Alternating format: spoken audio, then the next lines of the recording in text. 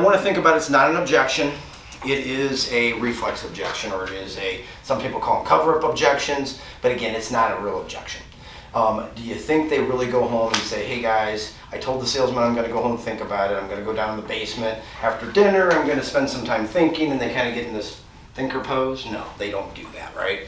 So they are really, as we said yesterday, I want to think about it sometimes, especially it's in the heat of battle when you're working a deal. A lot of times they just are overheated, and like a computer, they shut down. Well, it's a similar type of thing. They've just driven the car. They kind of know that, hey, the next step's probably going to going inside and seeing what $50,000, $60,000, $80,000 looks like in a payment, and that's scary. So a lot of times they'll shut down and give you, I want to think about it. I want to think about it. We've got to give ourselves something that we can actually handle. So if I want to think about it, what we're really trying to do is find an objection. We're trying to get an objection so we can, again, try to isolate that objection and possibly close on it. So I want to think about it's worse than just getting a, hey, you haven't looked at my trade yet, because we've got to work through it to figure out what the real objection is. So we use a couple different methods. One's called the 4-step. And so the 4-step works like this. Christian, we get back from a demonstration drive. I've done my truck close. I said, let's go in. Do you want a water, coffee, or something cold to drink while we finish up the paperwork? And he tells me he wants to think about it. Want to think about it, right? Yeah, I want to think about it. Okay. You know, hey, I get it. You probably want to think about it because it's a big decision. You want to make sure you're doing the right thing, am I right? Yes. Help me out here a sec before you take off. What is it exactly you need to think about? Now, is it something that I said, color, equipment, or perhaps the price of the vehicle? Probably the price of the vehicle. Price, yeah. Hey, sounds like me and everyone else. Sounds like you're on a budget, am I right? Yep. So if we went inside, took a look at the figures, you were comfortable with everything, we were able to fit this into your budget, would there be any other reason why you wouldn't take the car home today? Okay. Well, you want a water, coffee, or something cold to drink while we go in and get this whole process started? I'll take a water. Come on, follow me. So then I bring them inside and we work the deal. I get them with water, coffee, or whatever we want, and we work the deal. Okay, so that's how we would handle that one. So I want to think about it. It's 4 steps. First step is you clarify to understand it. Hey, fine, guys. You know, I know you like the car. Was it something I said, color, equipment, or is it the price of the vehicle? Now, typically they pick price because that's just kind of what's in everybody's head. He could pick color. I usually, whatever I think the objection will be, I'll put that at the end. A lot of times people remember the last thing that they had heard, right? But that's kind of a what type of a question? Is that an open-ended question or either or question when I say was it color, equipment, or price? What kind of question is that? Either or open-ended? Open-ended. You're giving them more than one Either or option. question. It's either or, right? Either or question, because I gave them, open-ended means that I just would have said, hey, what is it that's holding you up? Why aren't you taking it? Okay, but in this case, I gave them, right, I wanted to control it. Because if I say, what do you got to think about? I just got to think the think. It's a big decision. You know, that type of deal. So I want to give them something, I want to get something that I can put my arms around. So once they gave me price, then I kind of, now I do what they call a rephrase. So I rephrase it into budget. Now why? Is budget easier? If a guy gives me a price and he says, hey, it's going to be 40 grand out the door, I got this pig farmer, okay, and he comes in and he says, hey, look, it's all about out the door to me, so I mean, if you can get me 50 grand out the door, 40 grand out the door, whatever the number is, I'll buy the car. So he kind of draws this line in the sand and says it's got to be 40 grand out the door. So you take the deal to your boss and he looks at all the figures and he goes, what this guy's offering is like a 5 grand loser. We're making $5,000 on this vehicle, so we're off by about 10 grand. So you go back and say, well, my boss said we would do 49.5. I think guy's like, hey, he's not even close, right? And he gets up and wants to leave, and it's kind of over because it's kind of a yes or no thing. But if I could take price and turn it into budget, is budget going to be easier to close on than just one single price? Yeah. Because what can we do with budget that'll help maybe change things a little? What are some things we could do? What are some things we could do to get the payment changed a little? Terms. Yeah. So you could do term. What else? I was going to say terms. So lower term. We could ask for more down payment money. Terms. Well, yeah. You could ask for more down payment money. Percentage and all that. We could- Cosigner. Cosigners, extended terms, right? We could go to, what else? More money down, bump them just flat on the payments. What about like trade-ins?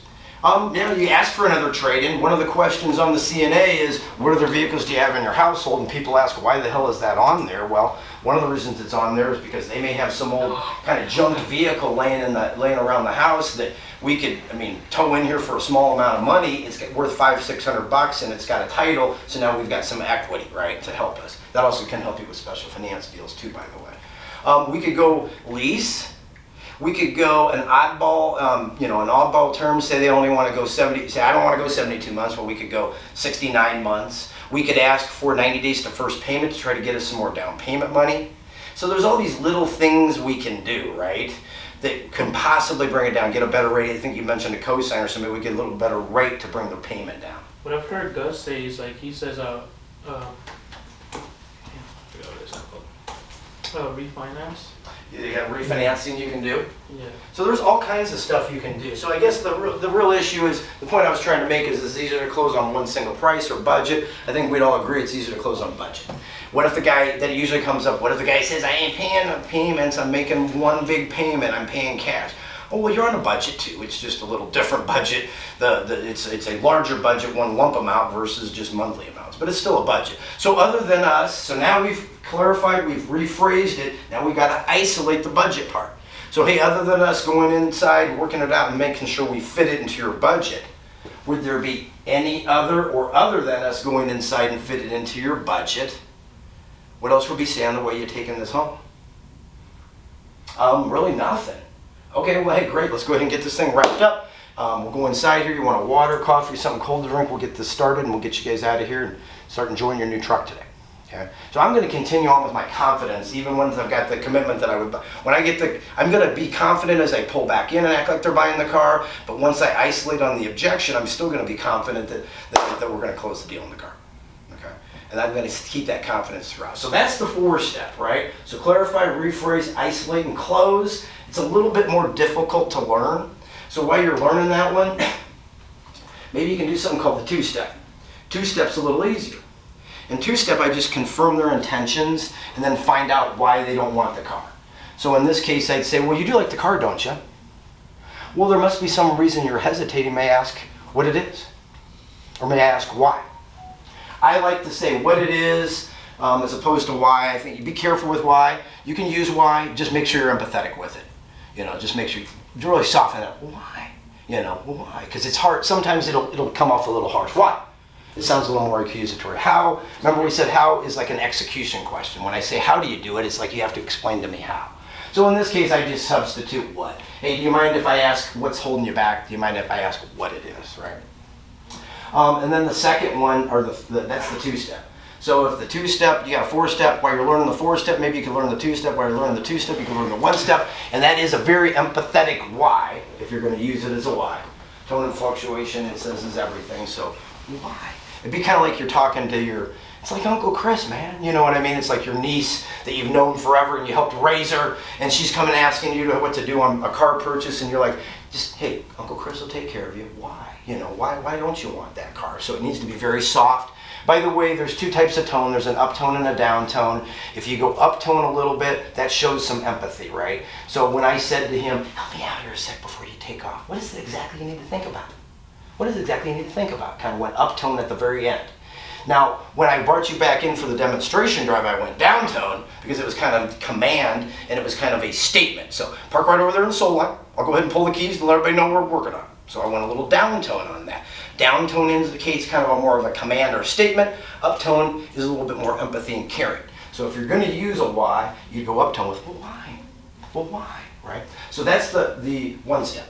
Now the 0-step is just repeating back whatever the objection is. So they'd say, hey, I want to think about it. And you look at them and go, think about it.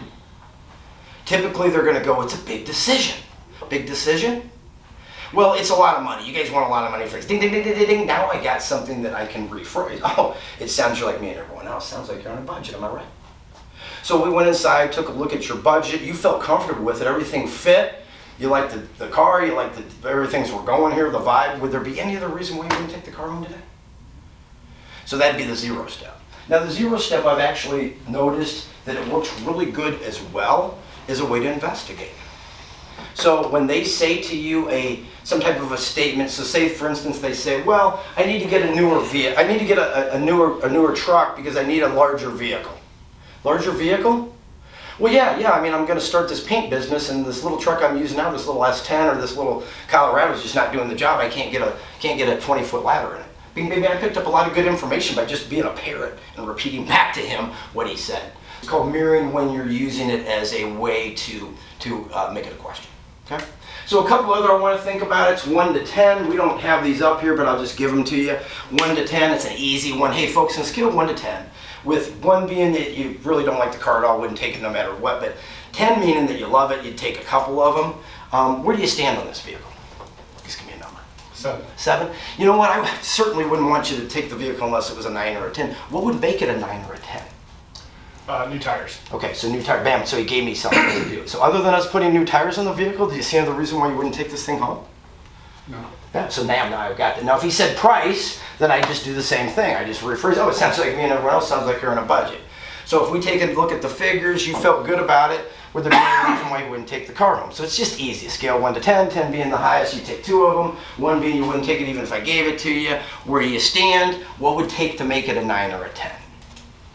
A day or two, the guy says, you know what, we're really good, Chris, I really like the car. You've been really good, you've done a lot of good work here, I really appreciate everything you've done. We're just going to take a day or two to go home and think about it.